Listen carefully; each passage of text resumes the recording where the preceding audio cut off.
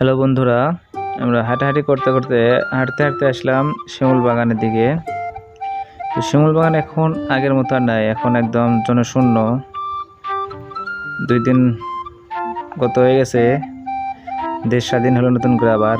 এই কারণে টুরিস্ট একদম নাই, সবাই আন্দোলনের দিকে ছিল এদিকে। আর বিকেলবেলা দেখেন একদম জনশূন্য প্রায়। তবে বাগানের ভিতর কিছু ঘোড়া আছে দেখতেছি, যেগুলো ঘোড়াতে আপনার টুরিস্টরা আইসা 20 মিনিট বা আধা ঘন্টার জন্য উঠে একটু ঘর শোয়ার নিয়ে দৌড়াদৌড়ি করতো, স্লো মোশনে বা হাঁটাহাঁটি করতো, করে 50 টাকা বা 100 টাকা যে এরকম একটা চুক্তি করে নিত, নিয়ে চড়তো শখের বসে অনেকেই। তো এই ঘোড়াগুলো মূলত এখানে স্থানীয় লোকদের, এগুলো ঘোড়া এখানে মাটির ভিতরেই ঘাস খায়।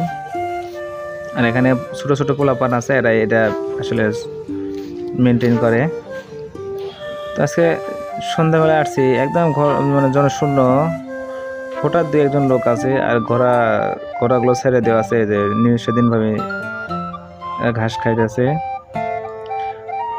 তো এখানে প্রতি বছরই কম বেশি সবসময় হাজার হাজার লোক থাকে, বিশেষ করে জানুয়ারি মাসের শেষের দিকে এবং ফেব্রুয়ারি মাস পুরোটাই অনেক লোক থাকে এখানে। এদের একটা ঘর শোয়ার, এখানে ঘোড়া নিয়ে চলে যাচ্ছে, আর খাওয়াবে না, বাসায় নিয়ে চলে যাচ্ছে। সন্ধ্যা নেমে আসছে আর কি, কাছাকাছি চলে যাচ্ছে এখন।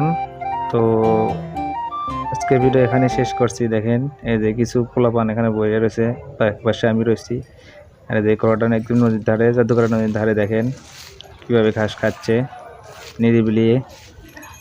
সবাই ভালো থাকবেন, আল্লাহ হাফেজ।